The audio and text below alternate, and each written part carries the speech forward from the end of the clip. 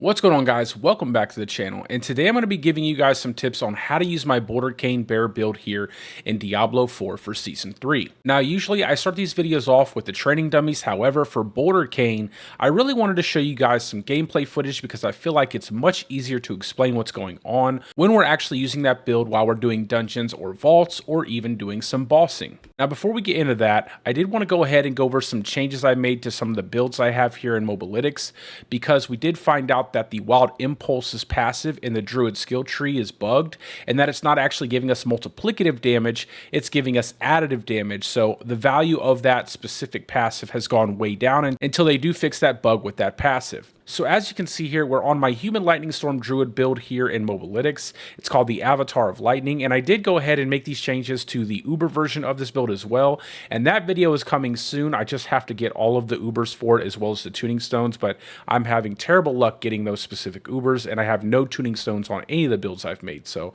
I'm really hoping to get some soon. But let's go ahead and go on down to the bottom of the page here, and I have it written out. It says Wild Impulses is bugged, put points into Nature's Reach and Natural Disaster. So what that looks like on the skill tree is that we have moved the points from Heart of the Wild as well as Wild Impulses, and we've went ahead and placed 3 points into Nature's Reach and then 1 point into Natural Disaster. Now for my Bouldercane bear build, it's set up much the same. So down here at the bottom, under the summary, we have Wild Impulses is bugged, put points into Quick Shift and Debilitating Roar or Natural Disaster. That's really your choice. If you need a little bit more survivability, lower the cooldown of Debilitating Roar by putting points into that. If you want a little bit more damage, go ahead and pick up points in Natural Disaster and Quick Shift. Going to our skill tree, we've removed the points from Heart of the Wild, as well as the 3 points in Wild Impulses. And then I went ahead and put 2 points into Debilitating Roar, and then the last 2 points into Quick Shift to max it out with 3 ranks. But now that we've went over that, let's go ahead and look at some gameplay footage of my Uber Lilith kill and talk about some tips with regards to bossing on our Bouldercane bear build. So the 2 things I want to go over for bossing is positioning as well as resource management.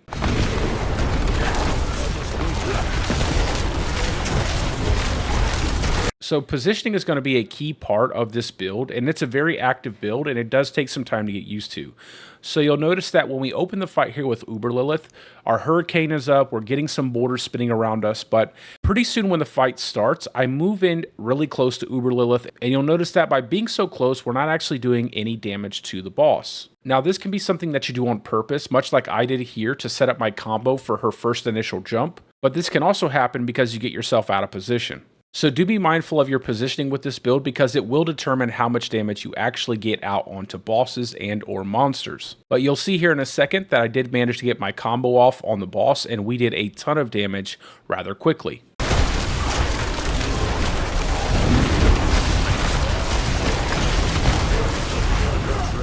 Now, as I stated previously, my objective here was to get a solid combo off on Lilith after she comes down from her initial jump. So the purpose of initially stalling the fight was so I could cool down my Bulwark. And Bulwark is important because this build utilizes T-Bow's Will for bossing. And if you know anything about T-Bow's Will, a really cool aspect of those pants is that once you become unstoppable, you actually get a big chunk of resources back. And this is actually how we manage our resources for boss fights. So what you want to do is time your Bulwarks correctly during boss fights so that you're no longer under the effects of Unstoppable, and that will give you that big chunk of resources when you proc T-Bow's Will. And as you'll see here in a few seconds, we were able to maintain our Bouldercane, pop our ultimate, and burn down Lilith's first phase rather quickly. I also want to note that this works across the board with all bosses in the game and is actually much easier with every single boss outside of Uber Lilith because she moves quite a lot for an in-game boss.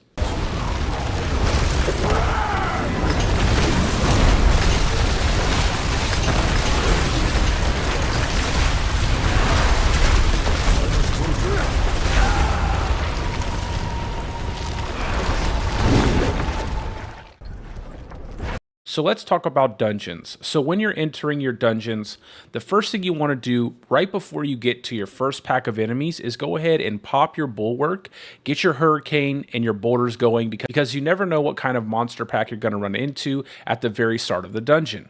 And as you can see here in this first clip, we did run into a pack of elite enemies at the beginning, so having that barrier up allows us to react if we do sustain a significant amount of damage, and it gives us time to reposition ourselves and use our debilitating roar. But a really cool thing about Bouldercane is that it disrupts the enemies, so we typically can play a little bit more aggressive instead of retreating and waiting for our defensive skills to come off cooldown.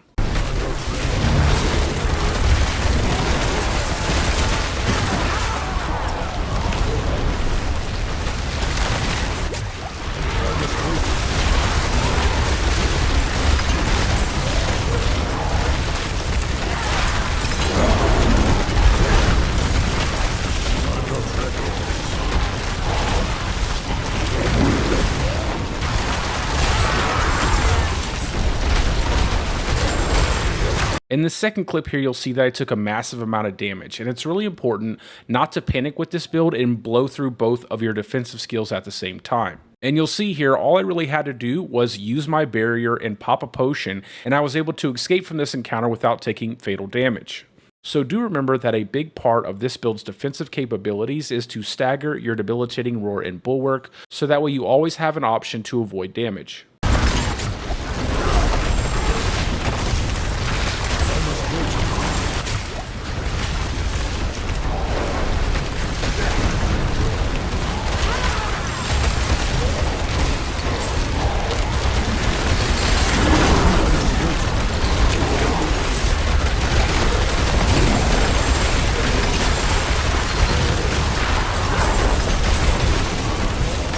Now, as you can see in this clip, much like with bossing, it's all about positioning with Bouldercane. And I want you guys to notice here how I move with the enemies as they're hit by my Bouldercane, so that way not only do I maintain damage on the elite enemies, but I also have them crowd controlled. And this is a great way to provide yourself some indirect damage reduction by not allowing those enemies to actually attack you.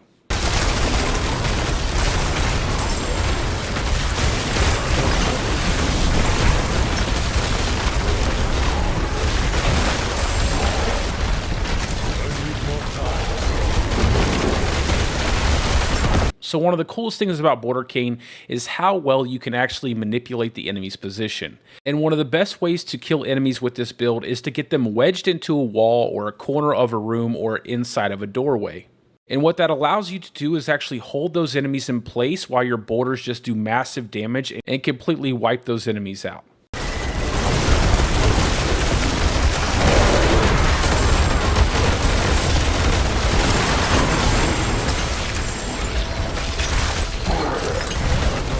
So as you can see here, we made it to the end of our nightmare dungeon pretty easily. And now I'm just going to let this last part play through for you guys, so that way you can see what happens when we put it all together at the very end of the dungeon.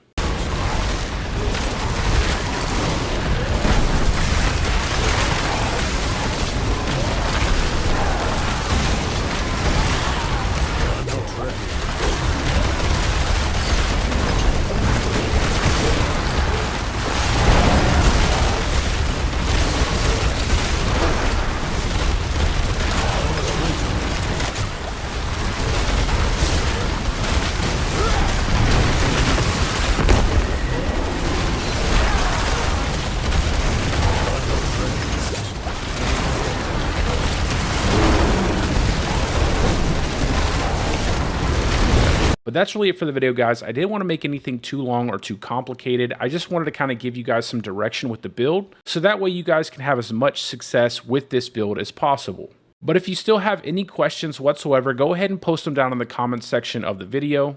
But with all that being said, I hope you guys are having a great day or a great night, depending on wherever you're from, and peace out, guys. I will see you in the next one.